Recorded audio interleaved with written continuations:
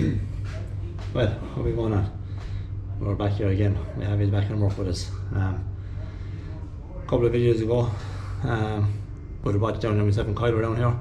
We're doing a bit of 4-inch welding. So we're nearly coming to the end of this job now. Kyle has already gone to a different site again, so I only have maybe one more week down here, myself and one other man. So I'll show you today what we're at. We're doing a bit of 1-inch stainless. So these spools here, I have a couple of welds done already. That's set up now for purging, so we have to run a gas through this so it won't oxidize the weld inside. So we have a couple done there. So we have 1, 2, 3, 4. We have a few more to do there. So not too bad. We have that one done, and we have one more on the ground there to do. So yeah, not too bad here today. Oh yeah, plus we have to do a bit of tacking up here as well. So you can have a look at me tacking up a bit later on, you can. So right, we'll finish off this. Might set us up on time lapse there, and we'll chat you after that.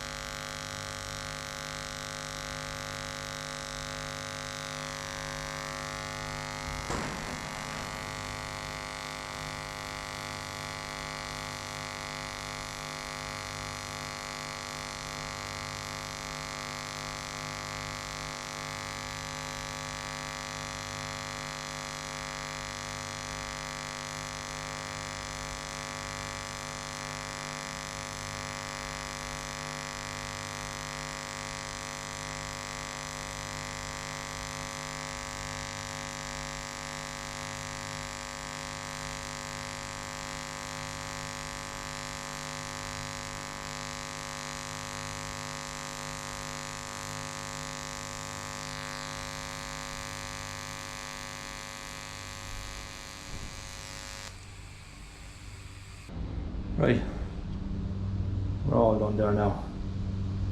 So, not let do now, just give them an old polish up, and I'll give you a look at the end results when I'm finished polishing.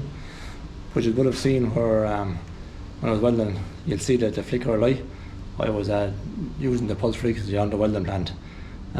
Very handy for when we're doing them in one run, say.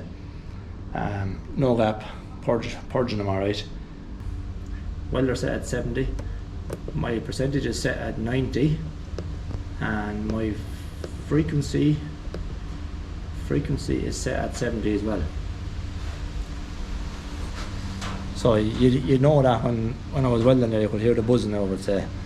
So yeah, I think I'd find it very good now for the stainless, especially when you're just doing it in one run, say. So she's a good little plant. She's 220 volt plant, a little EWM. She's a 200 amp. So plenty good for this little job. She'd probably work for most things too. I'd say even up to 6-inch carbon should be good enough for her. But yeah, we'll show you the next bit I'm doing here now. I'll just turn off this frequency again now. Yeah, I'll just show you the next bit I'm doing here now. We're tacking up. We're tacking these. I have a couple of these to do up on 2 T's, 4 tacks. Make sure everything is level. And our next job to do now is put that reducer on there. This fella, he goes there, and then we have an elbow. An elbow goes like that. So, all like that, like that. That's the way she's going.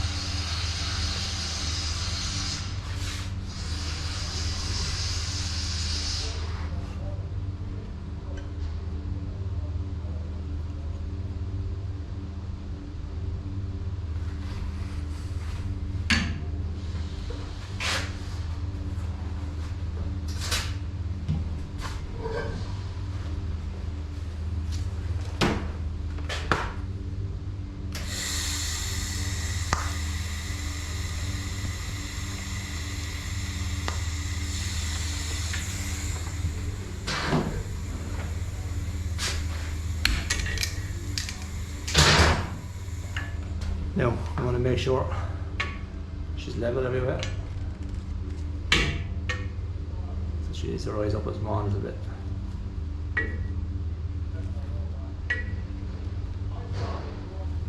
small bit.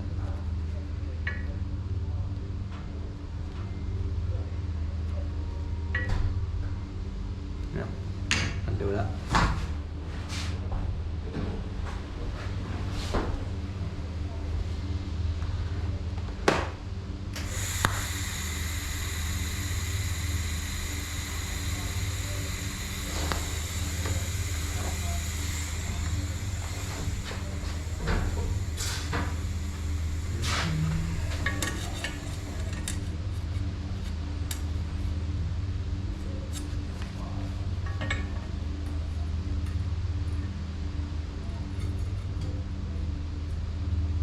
Good actually, yeah.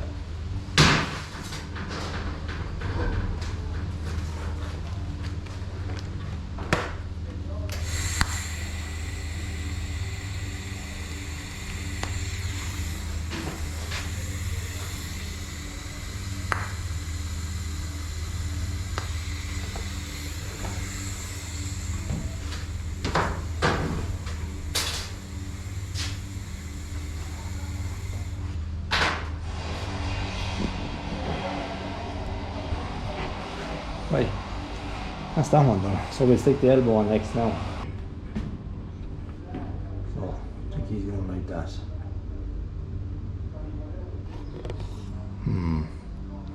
I think I'll go in and make sure first. Yeah, I'll go check that back to in a minute.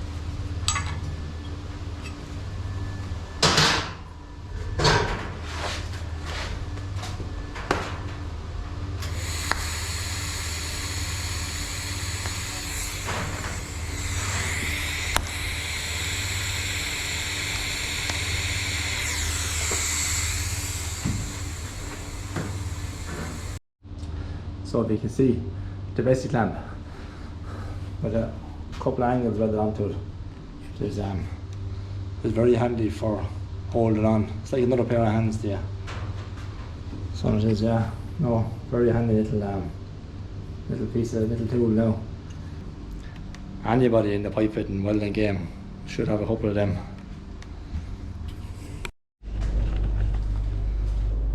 Right, so this is what we're recommend doing.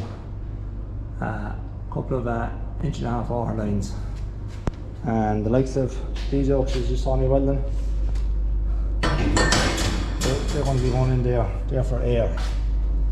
So what we did, if you can see, we ran 2 3-inch stainless steel lines all the way down, and then we're taking our drops off them there.